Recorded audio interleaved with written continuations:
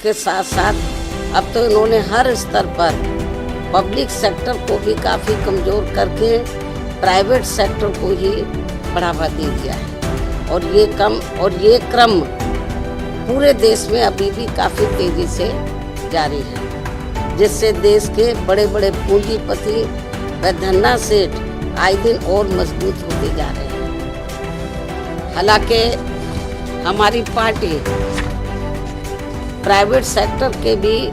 कोई विरोध नहीं है, लेकिन वहाँ इन वर्गों को सरकारी स्तर पर सरकारी नौकरियों में मिल रहे आरक्षण की तरह ही इन्हें भी यहाँ ये आरक्षण मिलना चाहिए, जिसकी व्यवस्था यहाँ नहीं है। क्योंकि इनका ये आंदोलन देश के समस्त छात्रों व नौजवान पीढ़ी एवं उनके परिवार वालों की भी गंभीर समस्याओं से जुड़ा हुआ है, जिसके निदान को लेकर बीएसपी लगातार गंभीर व अपने तरीके से संघर्षरत भी है। लेकिन देश को ऐसा नहीं लगना चाहिए कि छात्र व जैन जी अपनी समस्याओं को दूर करवाने की बजाय आए दिन ये लोग उनकी राजनीति में ही बुरी तरह से फंसते जा रहे हैं। उदाहरण के तौर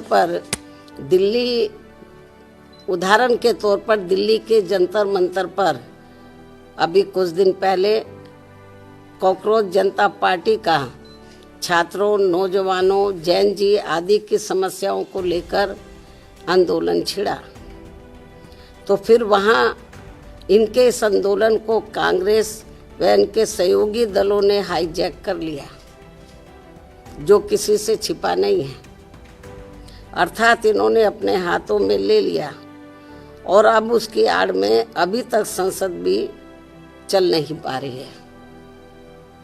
और ये कॉकरोच जनता पार्टी अर्थात सीजेपी का आंदोलन खत्म होते ही फिर झारखंड राज्य में अब राजधानी रांची में भी पिछले काफ़ी दिनों से वहाँ छात्रों व नौजवानों आदि का भी अपनी समस्याओं को लेकर आंदोलन चल रहा है, जिस पर कांग्रेस पार्टी व इनके समर्थक दल अभी तक भी खुलकर नहीं बोल पा रहे हैं। और अब वहाँ पर बीजेपी व उनके समर्थक दल उनकी मदद के लिए आगे आकर आवाज़ उठा रहे हैं। अर्थात ऐसा लगता है कि अब इन्होंने भी इनके आंदोलन को हाईजैक कर लिया है। इस प्रकार से ये सब दिल्ली के जंतर मंतर पर छात्रों व नौजवानों आदि के हुए आंदोलन और अब झारखंड के रांची में भी हो रहे छात्रों व नौजवानों आदि के आंदोलन की आड़ में भी हमें राजनीति ज़्यादा देखने के लिए मिल रही है। अर्थात इनकी समस्याओं को हल कराने के लिए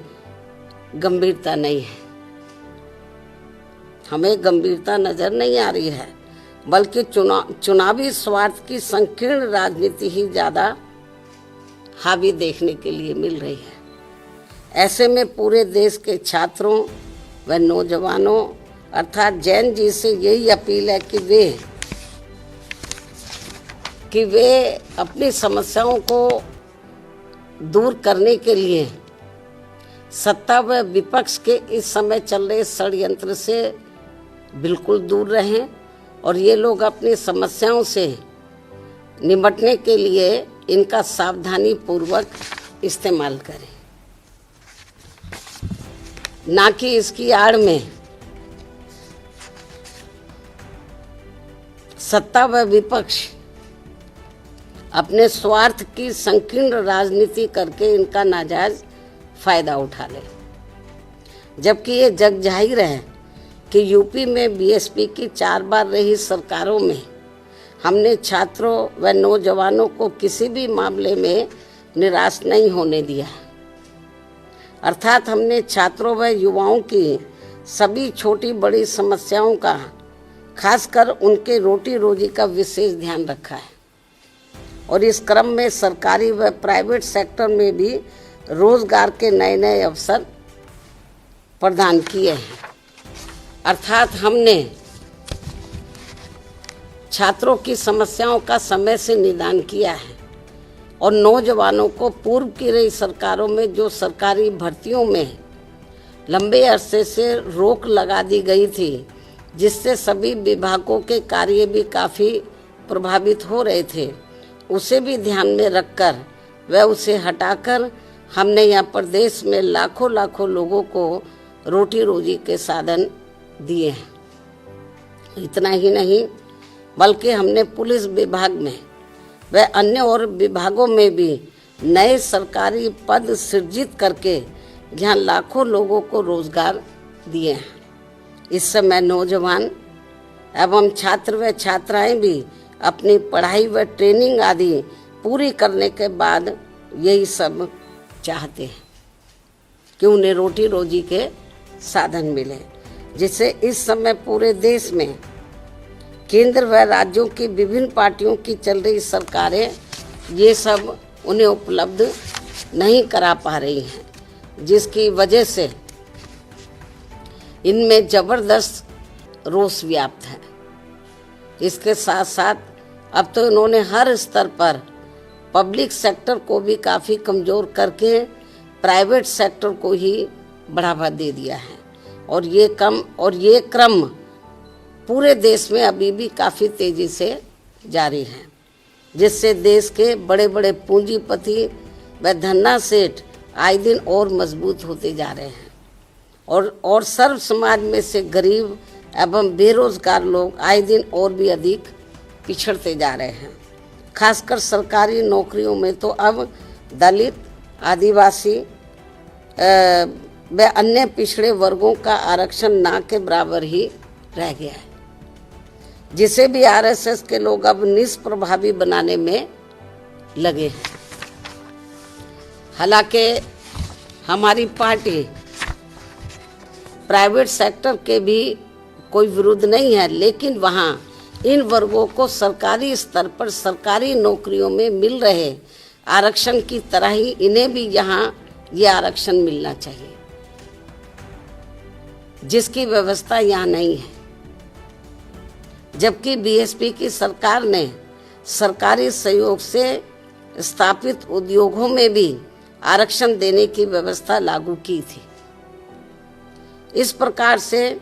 इन वर्गों को सत्ता व विपक्ष की अंदरूनी मिलीभगत से यहाँ फिर से गुलाम व लाचार बनाने की साजिश चल रही है, जिससे बचने के लिए अभी से इन वर्गों को उत्तर प्रदेश सहित पूरे देश में सतर्क व सावधान हो जाना चाहिए और देश में अपनी एकमात्र हितैषी अम्बेडकरवादी पार्टी बीएसपी से जुड़कर इसे सत्ता में जरूर लाना है। जबकि हमने यहाँ यूपी में बीएसपी के सत्ता में आने के बाद सर्व समाज के किसी भी वर्ग के साथ कोई भी भेदभाव व पक्षपात आदि नहीं किया है, बल्कि सभी वर्गों का हर मामले में व विभिन्न क्षेत्रों में कार्यरत सभी वर्गों के लोगों का भी हर स्तर पर यानी कि राजनीतिक, आर्थिक व सामाजिक तौर पर पूरा ध्यान रखा है। अर्थात हमने बीजेपी व कांग्रेस पार्टी एंड कंपनी के लोगों की तरह उनकी जातिवादी, संकीर्ण व पूंजीवादी मानसिकता के तहत चलकर सरकार नहीं चलाई है, बल्कि बीएसपी की सर्वजन हिताय व सर्वजन सुखाय की नीतियों व सिद्धांतों के आधार पर चलकर ही सरकार चलाई है। और ये सब यूपी की जनता ने 4 बार यहाँ बीएसपी के रही सरकार में देखा है। और अब कुछ ही समय के बाद यूपी, उत्तराखंड व पंजाब प्रदेश आदि में एक साथ यहाँ विधानसभा के आम चुनाव होने वाले हैं, जिसमें ऐसे वातावरण में सर्व समाज से बीएसपी